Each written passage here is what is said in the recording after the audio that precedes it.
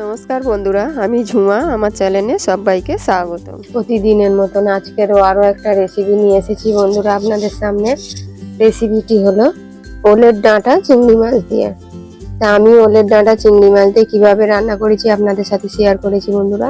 আপনারা অবশ্যই ভিডিওটি দেখবেন আর আপনারাও এইভাবে বাড়িতে বানিয়ে খেয়ে দেখুন। আশা করি আপনাদেরও ভালো লাগবে। খেতে কিন্তু খুব অসাধারণ হয়েছে। আর ভালো লাগলে বন্ধুরা একটা লাইক শেয়ার কমেন্ট করতে ভুলবেন না। বন্ধুরা, আমি এখানে ওলের ডাঁটা নিয়েছি। এটা বড় ছিল, আমি ছোট টুকরো করে নিয়েছি।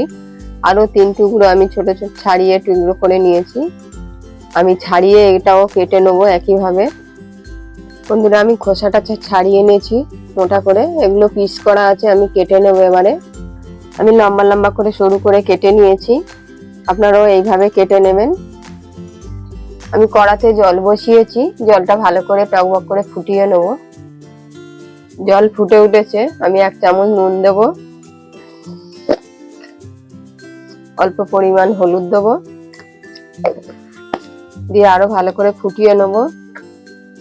জলটা খুব ভালো করে ফুটে গেছে। এবার আমি ওলের ডাঁটাগুলো জলে দিয়ে দেবো।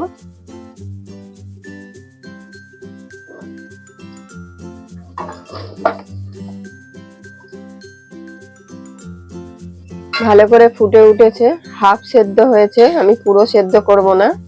আমি এবার জলটাকে ছেঁকে নেবো, গ্যাসটা বন্ধ করে দিয়ে। হাতে তেল দেবো, খুব অল্প তেল দেবো। তেলের মধ্যে অল্প নুন, অল্প হলুদ দিয়ে আমি চিংড়ি মাছগুলো দিয়ে দেবো। চিংড়ি মাছটা হালকা করে ভেজে নেবো।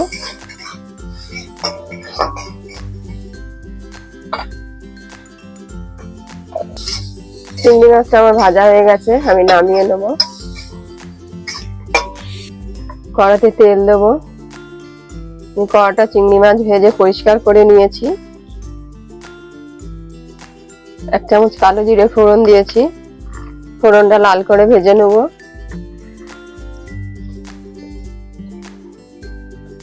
4-5টা কাঁচা লঙ্কা দিয়েছি, লঙ্কাটাও তেলে হালকা করে নেড়ে নেবো।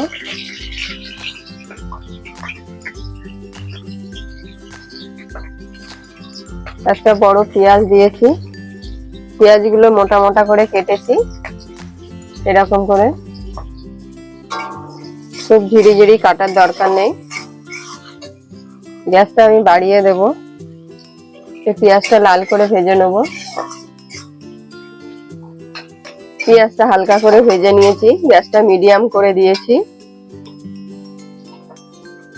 দিয়ে 1 চামচ আমি আদা আর রসুন বাটা আছে, 1 চামচ দিয়েছি। দিয়ে ভালো করে মশলাটাকে ভেজে নেব।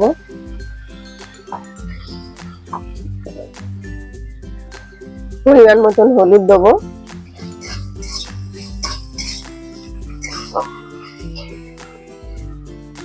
1 চামচ লাল লঙ্কার গুঁড়ো দেবো, পরিমাণ মতন নুন দেবো। দিয়ে সবকিছু আমি ভালো করে ভেজে নেব। গ্যাসটা আমার একদম কমানো আছে। 1/2 চামচ জিরের গুঁড়ো আর 1/2 চামচ ধনের গুঁড়ো। জিরে আর ধনে দেওয়ার পরও ভালো করে কষিয়ে নেব। মশলাটা ভালো করে আমি কষিয়ে নিয়েছি। নিয়ে আমি ওলের যে ডাঁটাটা সেদ্ধ করেছিলাম দিয়ে দেবো।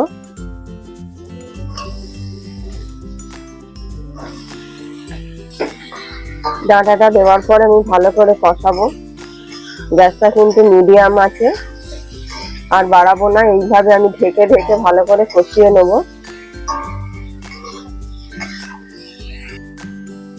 আমি ভালো করে ঢেকে ঢেকে সেদ্ধ করে নিয়েছি। মশলাটাও কষানো হয়ে গেছে, ডাঁটাও সেদ্ধ হয়ে গেছে।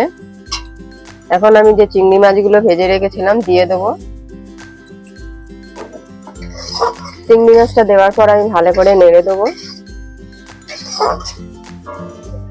দিয়ে আরো 1-2 মিনিট ঢেকে দেবো। আমি ঢাকনিটা খুলে নেবো। 2 মিনিট হয়ে গেছে।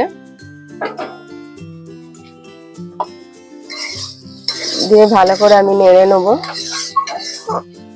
আমার এই ওলের রেসিপিটি কেমন হয়েছে